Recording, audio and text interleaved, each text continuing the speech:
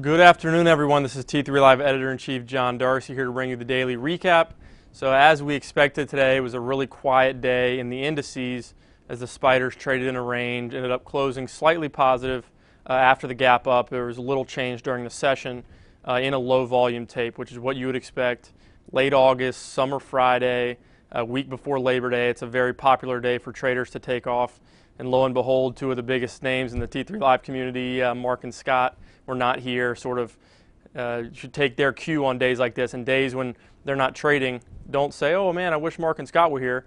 Take their advice, take a cue from them, and don't chop yourself up. Just walking around on the trading floor today, it was very quiet.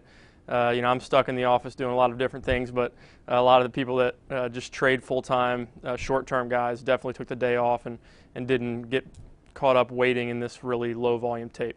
But besides that, it's the same theme that we've talked about for a lot of the summers, that we've talked about how, when you get into late August, you might want to pare your risk down a little bit, but that doesn't mean there's not stock-specific opportunities out there.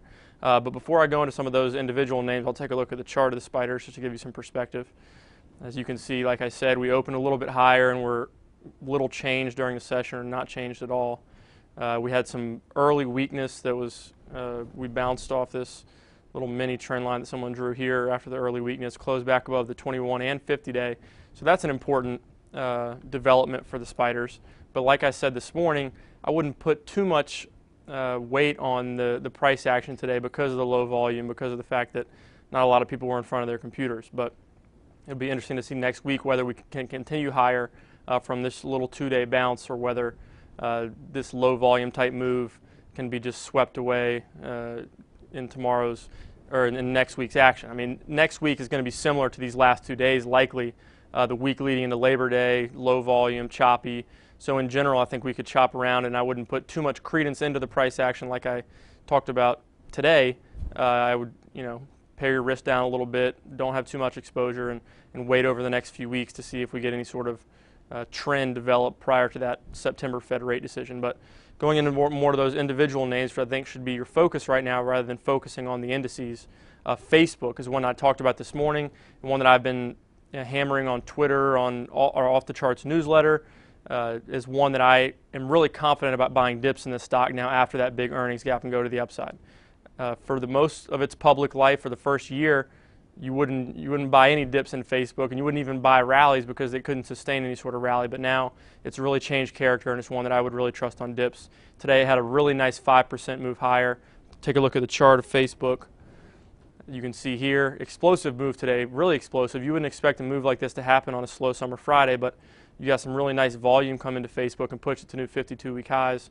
I talked about the $40 area being an area that I think it could get to sooner rather than later, and I don't think this is the end of this move at all. I think Facebook will be in the mid $40 area before you know it. I think it'll be in the 50s over the next 6 to 12 months. I really think this is a winner now, and they've really started to figure out their mobile advertising and all that type of stuff, which was their real key to success and one of the places they did not excel previously. So this is one that I really believe in now, and we got a great opportunity to buy this dip. And if you didn't take advantage of it, I would say it really helps your conviction to be in the virtual trading floor, to be in the mentoring rooms on T3 Live, because in the community we were talking about this nonstop. This was a huge focus for Rich and Nunziata in the active trader mentoring room. Rich and I actually talked about it leading up to the webinar that he did with Evan, the idea of looking for Fibonacci retracement levels to buy Facebook. It came into its 50% Fibonacci level, an area that you'd like to see a strong stock hold. We believed in Facebook after that big gap and go to the upside, and we had a really nice percentage move off of that 50% fib level. So a really nice trade, and you could have really benefited from being in the room and getting conviction on that trade idea from people like Mark, people like Scott, people like Rich and Nunziata, who's done a great job in the active trader room. The other big news this morning was Microsoft. Obviously, Steve Ballmer came out and said that he's going to retire in 12 months. He's a very controversial CEO of Microsoft. He's very unpopular. He often makes the list of worst CEOs on Wall Street, stuff like that. And people perceived him stepping down as a huge positive for the stock. You on one hand say, oh, poor Steve Ballmer. The guy announced he's going to step down, and the stock goes up 10%. But he also owns 333 million shares of Microsoft. So the increase in market cap today in the stock, due to the fact that he announced his retirement, led to just about $1 billion increase in his net worth. So you can feel bad for him because of the reaction in the stock, but at the end of the day, he's laughing all the way to the bank. We can go ahead and take a look at the chart here in Microsoft.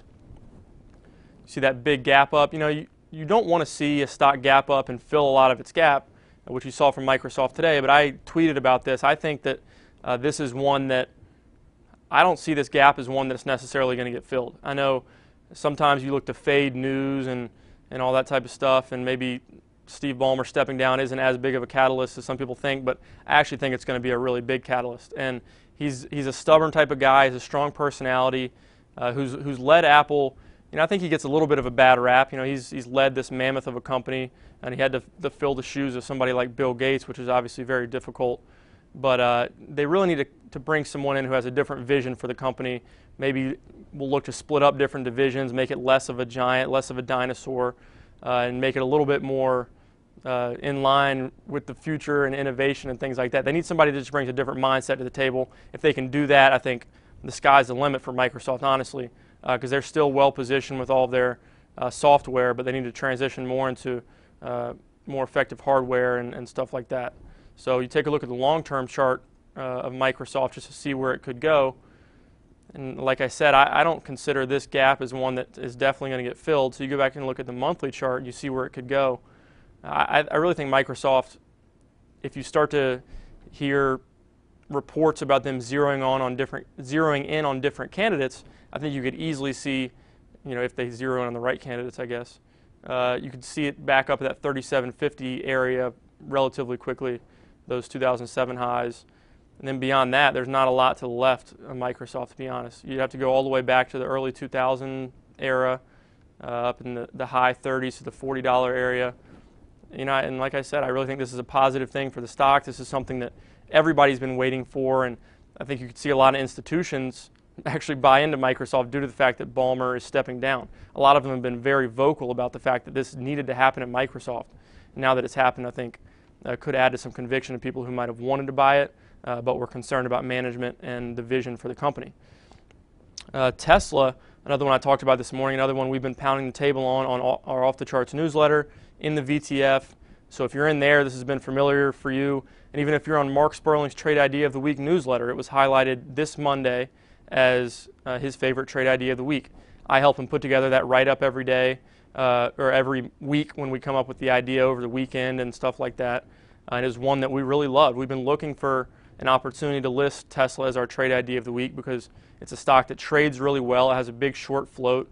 The float in general is not too large, so the stock moves nicely. And then today you got another extension to all-time highs. So Facebook and Tesla, two of the stocks we've really been hammering. Really nice moves today. Take a look at the chart of Tesla. Go back to a daily. You can see a nice extension today to new all-time highs. The float, when it was back in the $40 area, the short float was about 50%. So a huge short interest that sparked this initial rally up, to the $80, $100 area. And that short float has gradually decreased. Now it's around 25 to 27%. It was 27% this Monday when we did that write-up as a trade idea of the week. But there's still a huge short interest here, still a lot of shorts to be squeezed, and the positive vibes just keep coming for Elon Musk and for the company. They had that 99 out of 100 Consumer Reports rating a few months back, and then they had most recently this week they had that crash test safety rating that it was the safest car that the U.S. government had ever tested. So the positive marketing, the positive news keeps coming through for Tesla, and the positive price action continues as well. On all time frames, the trend is to the upside. On a short-term basis, 2 really strong days up. Maybe you shouldn't chase it here, but if we can get another base, if we can allow the 8-day moving average to catch up again and get some sideways price action, this is one that should definitely be on your radar if you're a short-term trader, active trader. Another thing we talked about this morning that turned out pretty well, the casinos. MGM and Wynn were the ones that I highlighted. We can go take a look at the chart of MGM. Nice move higher today. Continued after that break above this pivot yesterday. So some decent price action in a slow tape, which is all you can really ask for on a summer Friday in late August. Up to the $18 psychological price area. Be interesting to see where MGM can go from here. If we zoom out, go to the left, see what's in the way. It's coming out of a major area here. We talked about that $15 area, $15.80, as the macro pivot for MGM. Now that it's breaking above it, there's not a lot to the left. So Not a lot really blocking this until the 20s, so that's something to keep an eye on. Win. Go back to the daily chart on that one. As you can see, it was a little bit quiet today in a quiet session, not unexpected, but breaking above this little range here. So some really nice price action. Win as well could play catch up a little bit and get back up to that 145 pivot from May. And a couple more macro things I want to talk about. So we had a trend down day today in the TBT. The TLT had a trend up day as bond yields started to come down a little bit. We'll go to the TLT to take a look at it. Nice move higher there. Maybe there's some expectations, some lowered expectations of Fed tapering in September, which could be leading this bounce in the bond ETF here, the TLT. So, and in general, I think I'm not so sold on the fact that the Fed is going to taper in September. I think some of the price action we're seeing in bonds reflects that skepticism by other people, and that could also be reinforced by gold today. Gold was really strong, perhaps evidence that people think that the Fed might wait a couple months before tapering QE, which would be a positive catalyst for gold. So if you look at those two things as an indication of what the Fed is going to do in September, then you would say that they might hold off on QE tapering. But like I've said in some of the videos I've done recently, there's been a lot of mixed signals about what the Fed is going to do in September. You've had gold trading higher while bonds have been trading lower, and you've had different rhetoric coming from different Fed governors, and you've had Bernanke saying one thing and John Hilsenrath, the sort of the mouthpiece for the Fed who writes for the Wall Street Journal, saying another thing. So it's really unclear, and good traders don't trade based on speculation and based on guesses. They trade based on the price action. So continue to watch the price action. Let that be your guide, and don't just blindly try to guess on what the Fed's going to do in September, even if there are some indications in one direction or the other. But in general, like I said, next week should be quiet. A lot of traders taking vacation. I wouldn't have too much risk on during weeks like that, and I think it's a good time to sort of retrench a little bit, take a look at what you've been doing, whether you've been following your rules and everything like that, and get geared up for what could be a really nice trading September as the Fed is either going to surprise us. They're going to surprise us if they don't taper, I think, but either way, if they do taper or they don't taper, I think it's going to trigger volatility, and you're going to get some really nice tradable action. So just get ready for that and don't do too much next week. But this has been John Darcy here for your daily recap. If you don't subscribe to Scott Redler's Morning Note or Mark Sperling's Trade Idea of the Week on our homepage, you have 2 links. You can sign up for those 2 free newsletter products. So definitely do that over the weekend so you get Mark's latest idea on Monday. And then Scott's Morning Note every morning provides a nice roadmap.